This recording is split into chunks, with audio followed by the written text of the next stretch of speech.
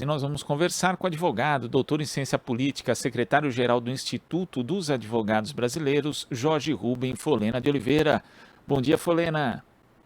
Bom dia, Glauco. Bom dia, senhores ouvintes. Uma Fole... satisfação, Glauco. Satisfação é Mesma nossa em coisa. recebê-lo aqui, Folena.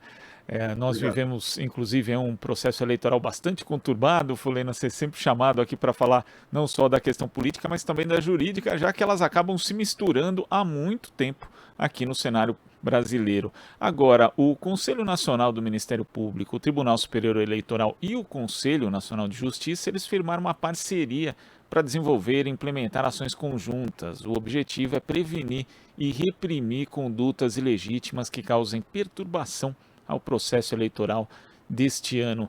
Como você vê essa parceria e você acha que ela pode ser efetiva, dado que a gente já vê esse tipo de conduta que causa perturbação ao processo eleitoral sendo praticada e nada acontece, Folena? Glauco, institucionalmente é muito positivo essa parceria, né, como diversas entidades, né, da sociedade civil, nesse momento, estão procurando abraçar o Tribunal Superior Eleitoral de modo a garantir, né, eleições limpas, né, que busque o resultado efetivo, que se evite qualquer forma de golpe. Então, sob o aspecto institucional, é muito boa. Eu só vejo que vem com um pouco de atraso, né?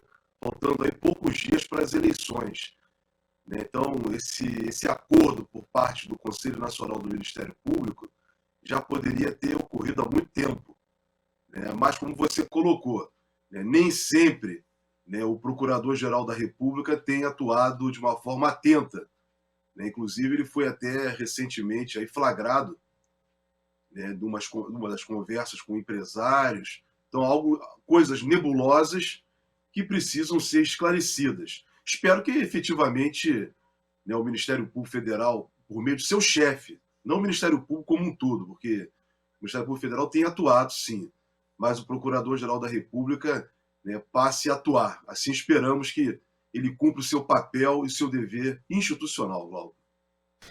E nessa semana nós também tivemos a posse da ministra Rosa Weber na presidência do Está sem Supremo. som. Oi? Vamos ver. Agora estava. Agora você me escuta, Folena? Agora sim, agora sim.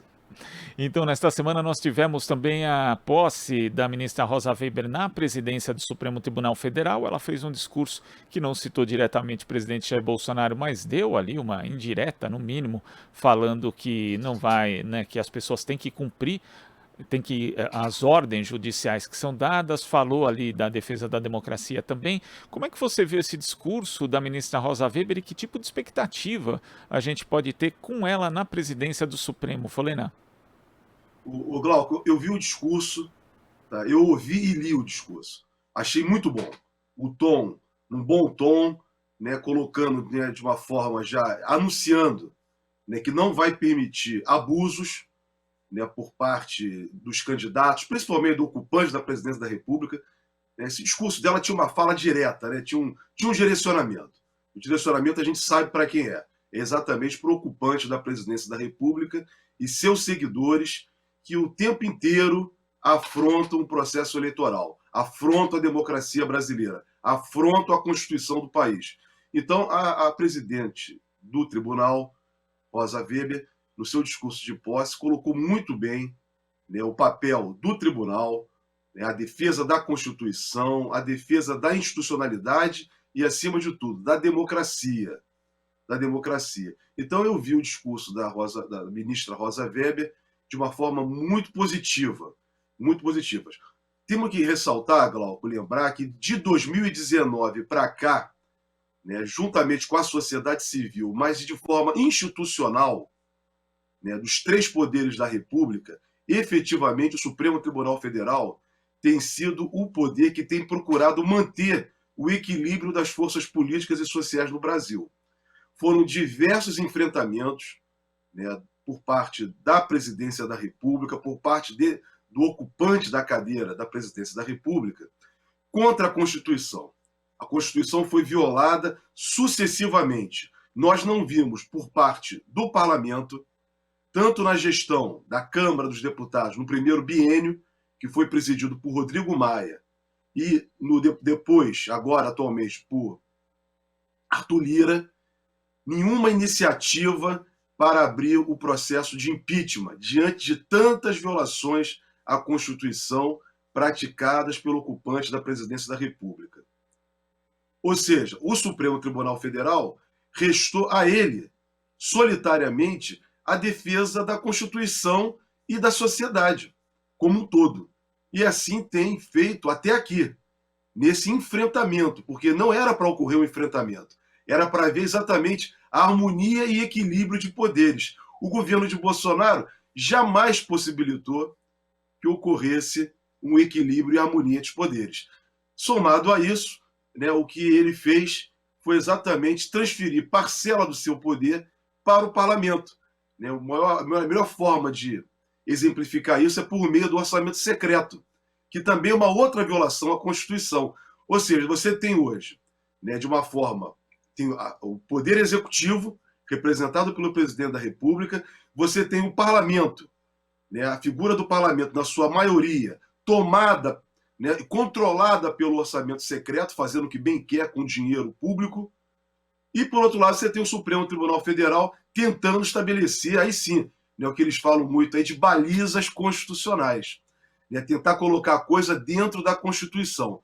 Considerando que entre os três poderes, o Supremo Tribunal Federal é aquele que, a princípio, em tese, deveria ser talvez o mais sensível, né, dos poderes, ele acabou sendo exatamente o mais forte dos poderes nesse momento. Ainda bem que o Supremo Tribunal Federal, tanto na gestão do ministro Toffoli, que sofreu muitas críticas, como na gestão também do ministro Luiz Fux, né, também muito criticado, mas durante esses duas gestões anteriores, né, o Supremo Tribunal Federal se manteve, na medida do possível, muito firme, tentando colocar a Constituição, manter vigente a Constituição, dar eficácia à Constituição brasileira.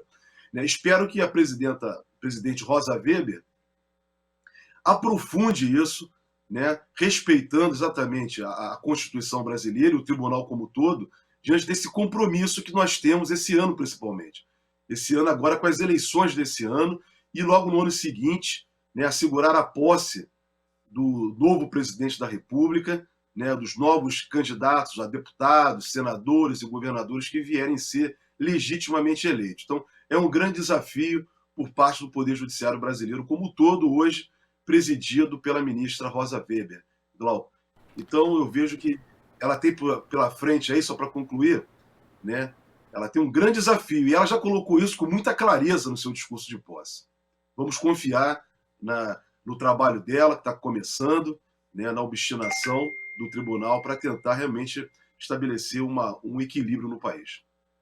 E quando você ressalta esses ataques contínuos, né, Folena, do Bolsonaro a instituições como o Supremo Tribunal Federal, isso acaba estimulando também os bolsonaristas a fazerem o mesmo. Inclusive tem um ex-juiz que foi ministro da Justiça de Bolsonaro, Sérgio Moro, candidato ao Senado hoje pelo Paraná, que tuitou o seguinte: quem foi solto depois pelos tribunais em Brasília representa um símbolo da impunidade e não da justiça. Ou seja, atacando ali o Supremo Tribunal Federal de forma evidente, né? E é curioso um ex-juiz desrespeitar dessa forma instâncias superiores. Eu até comentei no Twitter, falando que parece mais um conceito de justiça à la Batman do que próximo de qualquer livro de direito.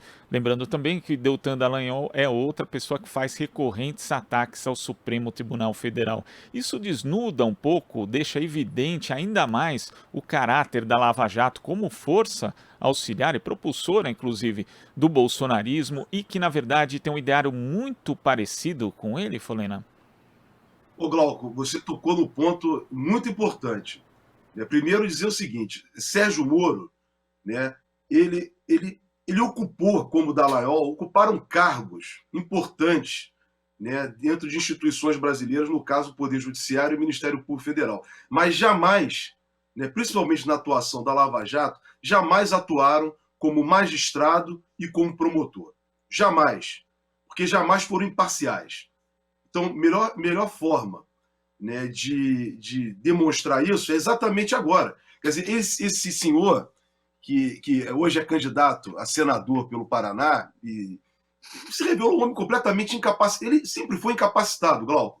foi incapacitado, revelou isso na condução do processo judicial da Lava Jato, se revelou incapacitado depois que saiu da magistratura e foi se unir a Jair Bolsonaro, se unir de forma baixando a cabeça para Bolsonaro, e depois que saiu do governo de Bolsonaro também. Então é uma pessoa completamente incapacitada.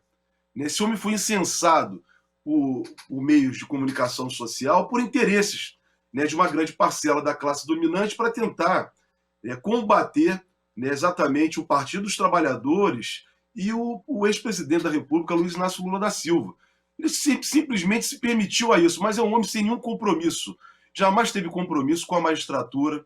Esse senhor jamais teve compromisso. Ele nunca foi um juiz.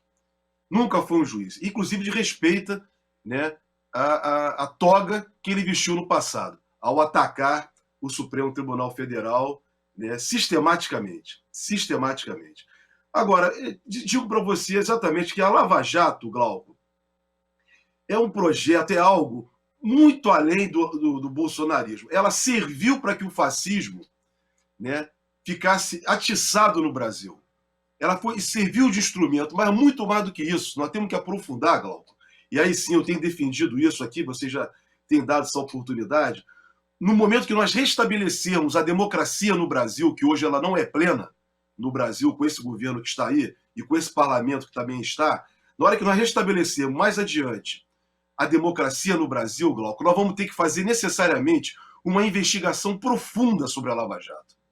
E eu tenho defendido uma CPI para a Lava Jato no futuro. Porque nós temos que apurar quem foi que patrocinou a Lava Jato, quais os interesses da Lava Jato, para evitarmos as especulações. E, de fato, com uma investigação profunda, poderemos chegar exatamente naquilo que nas diversas hipóteses levantadas. Inclusive com o envolvimento de organizações internacionais para atacar a soberania do Brasil e enfraquecer o nosso país. Então isso necessita ser investigado, aprofundado.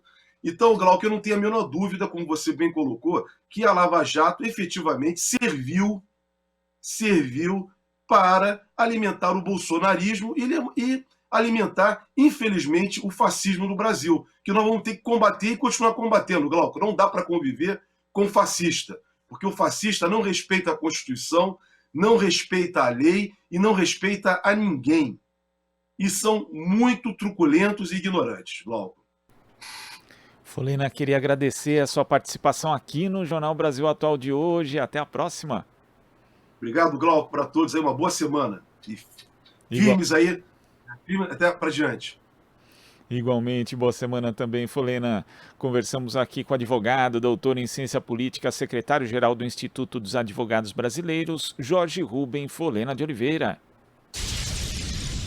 Esta é a Rádio Brasil Atual.